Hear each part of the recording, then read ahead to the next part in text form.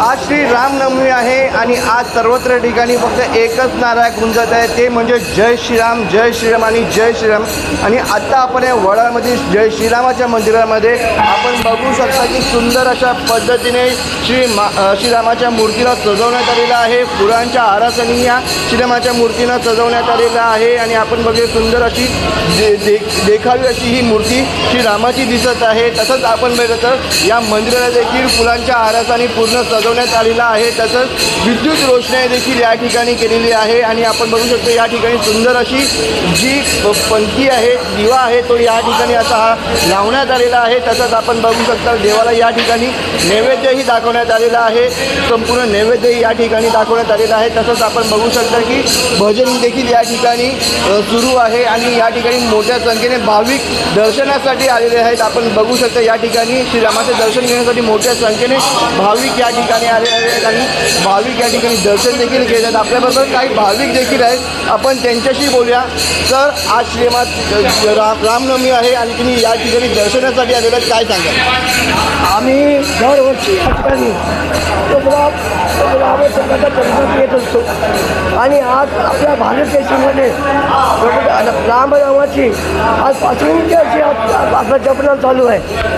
आम्ही दरवर्षी या वडाळा मंदिरामध्ये प्रभू रामचंद्राचा आशीर्वाद घेतो आणि आपल्याला आज रामनिमित्त आज अयोध्येत सुद्धा प्रभू रामचंद्रांची आज जयंती मोठ्या उत्साहाने साजरी करत आहेत.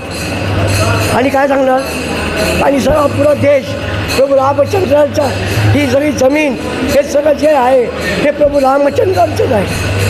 धन्यवाद. आपल्याबरोबर काही महिला देखील आहेत, आपण त्यांच्याशी बोलूया. काही आज रामनवमी आहे आणि तुम्ही दर्शनासाठी आज आलेला आहात, काय सांगाल?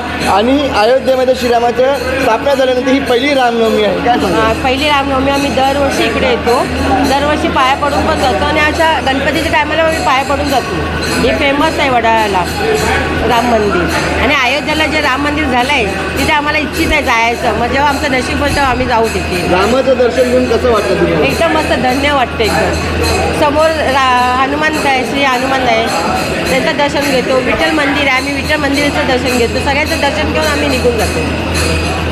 ताई, आज सर्वत्र ठिकाणी जय श्रीराम अशी घोषणा आपलं ऐकत आहे आणि त्यामध्ये आज तुम्ही रामाचं दर्शन घेतलेलं आहे. आज रामनवमीमध्ये काय वाटतं? आज पहिल्यांदा मी राम मंदिरात आली, मला खूप आनंद झाला. अक्षरशः अंगावर काटे यायला लागले, मी रामाचं दर्शन घेते म्हणून. पूर्ण भारतात आज गुंजतंय की जय श्रीराम, जय श्रीराम. सगळे जनकडे एकच नारा आहे, जय श्रीराम. आणि अयोध्येमध्ये पण जायची इच्छा आहे. पुढच्या वर्षी नक्कीच जाईल. रामनवमीच्या दिवशी तिथं असतील पुढच्या वर्षी. आपल्याबरोबर छोटेसे लहानचे हे पण भाविक पण आहेत, आपण त्यांच्याशी बोलूया. काय वाटतं तुला आज माझं दर्शन घेऊन?